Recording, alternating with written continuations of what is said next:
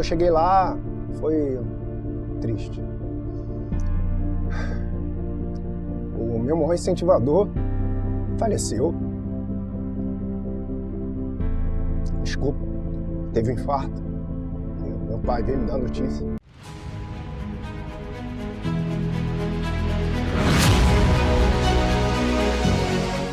Para quem não me conhece, eu sou o suboficial fuzileiro naval de infantaria Damasceno, sou operador especial no Corpo de Fuzileiros Navais número 180 e sou operador especial número 42 na Polícia Militar do Estado do Rio Grande do Norte.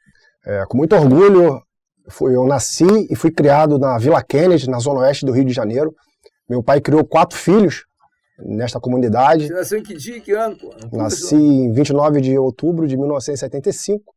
E como eu falei, meu pai criou 4 filhos na Vila Kennedy, todos, graças a Deus, todos os 4 são bem-sucedidos. E o patriarca da família Damasceno, o meu avô, o senhor Valdemar Neves Damasceno, de 13 netos, ele sempre quis que um dos netos, pelo menos, fosse das Forças Armadas. Mas tinha alguém da sua família que era Não, militar? Ninguém. Eu, como neto mais velho, fui o escolhido para ele ficar sempre me cobrando em entrar para as Forças Armadas. Mas então, desde pequeno, ele te orientava a fazer alguma coisa nessa direção? Ele era fascinado pelas Forças Armadas, pela credibilidade e confiabilidade que as Forças Armadas sempre teve. A sociedade, com certeza, dá muito créditos para as Forças Armadas e ele queria que eu fosse militar. Inicialmente, eu pensei que seria do Exército, porque eu estudava em Marechal Hermes, eu pegava o ônibus 784, e eu cruzava a Vila Militar, e eu me via ali, ou na Brigada Paraquedista, ou no Regimento de Escola Infantaria, que é o REI, Regimento Sampaio. Eu passava por ali, eu falava, um dia eu estaria ali como militar, e eu vou dar muito orgulho, não só para os meus pais, mas como meu avô, que ele sempre acreditou isso em mim. Eu sabia pouca coisa sobre Forças Armadas, e foi até, digamos que por acaso, que eu entrei no Corpo de Fuzileiros Navais, que eu só conhecia 2 militares que eram fuzileiros, mas eles me davam muitas dicas.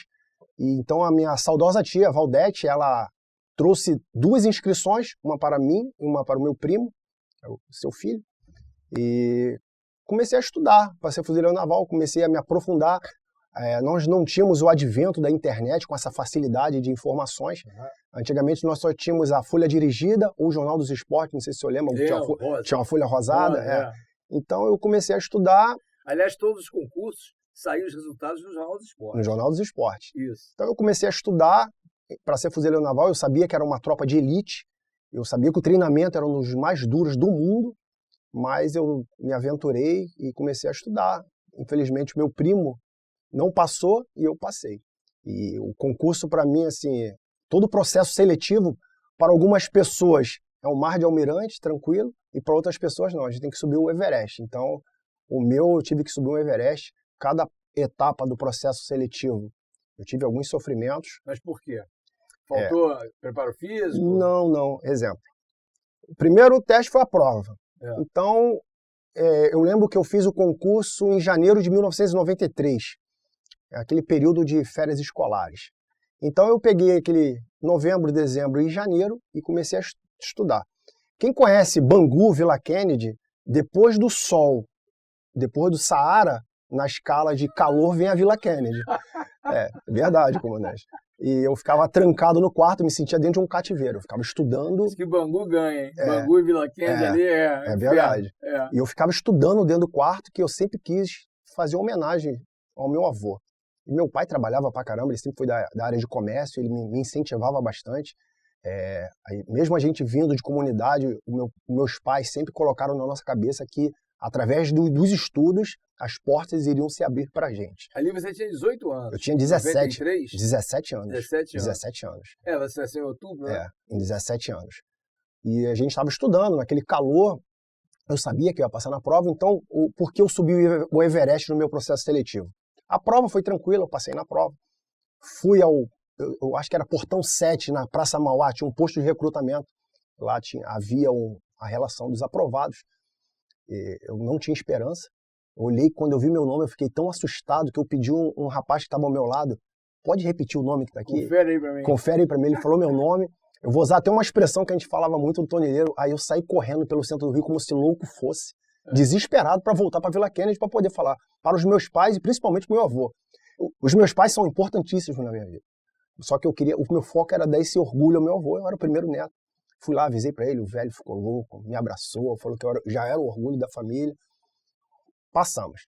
Aí veio o exame médico, o meu Everest começou a subir. No exame médico, foi detectado que eu tinha as pernas arqueadas. E então me passaram para a junta médica, para fazer uma nova avaliação. Os outros médicos na junta verificaram que aquilo ali não tinha nenhum dano colateral, eu poderia seguir no processo seletivo. Quando vieram os testes físicos, aí foi, eu acho que, o maior drama. Se o meu emocional, você não vai ligar, né? O maior drama do meu processo seletivo foi justamente nos testes físicos. Não pela rusticidade, mas pelo que aconteceu no meio dos testes. Eu lembro que os testes eram divididos em duas fases. O primeiro dia era natação no 3º Batalhão de Infantaria, Batalhão Paysandu, e o segundo dia era corrida aqui mesmo no CIASC, no campo onde ficava dando as voltas. Vim para o primeiro dia, a natação não foi problema, que assim que eu passei no processo seletivo, meu pai juntou um pouco de dinheiro e investiu para eu fazer treinamentos de natação no Bangu Campestre Clube, que fica ali ao lado da Vila Kennedy. Então, natação não era problema. Passei, voltei como se louco fosse para casa, para avisar meus pais. Pô, cheguei em casa cheia, 4 filhos, pai, mãe, casa vazia, trancada. Aí eu fui à casa dos meus avós, que era no mesmo bairro, na Vila Kennedy. Quando eu cheguei lá, foi triste. O meu maior incentivador faleceu.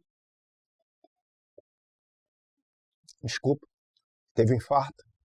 Aí meu pai veio me dar a notícia. E eu ainda tinha um teste do outro dia. Aí meu pai, o que o seu avô mais queria? Que eu passasse nos testes. Então ele... Bebe uma água aí, bebe uma água aí. Então vai lá amanhã, passa nos testes. Não foi diferente. Aí fui outro dia, não pude ir ao sepultamento. E comecei, cada volta que eu dava no CIASC, eu falava, é pro senhor. Passei nos testes físicos. Psicológico a gente nunca sabe o que é avaliado. Mas passei no psicológico para finalizar o meu Everest. Ao fim do processo seletivo, eu lembro que o mais antigo era um oficial chamado Peixoto, comandante Peixoto. Isso, eu acho. Peixoto, na época, ele estava trabalhando direto no CIAP. Então, ele era o responsável. E ele nos avisou que, eu não sei o que houve no processo seletivo, que a partir daquela turma só poderiam entrar militares, candidatos com 18 anos. E eu tinha 17 ainda. Que eu era para entrar na turma 2 de 93.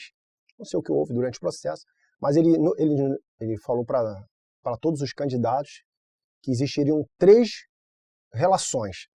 A 2 de 93, a 3 de 93 e a 1 de 94. A 2 de 93 eu estaria fora, que eu tinha 17. A 3 de 93 era início de outubro e eu só faço aniversário 29 de outubro, fiquei de fora. Mas eu já estava certo de eu entrar na primeira turma de 94. Então, em 28 de fevereiro de 1994, eu adentrei no então Centro de Recrutas do Corpo de Fuzileiros Navais. Você sabe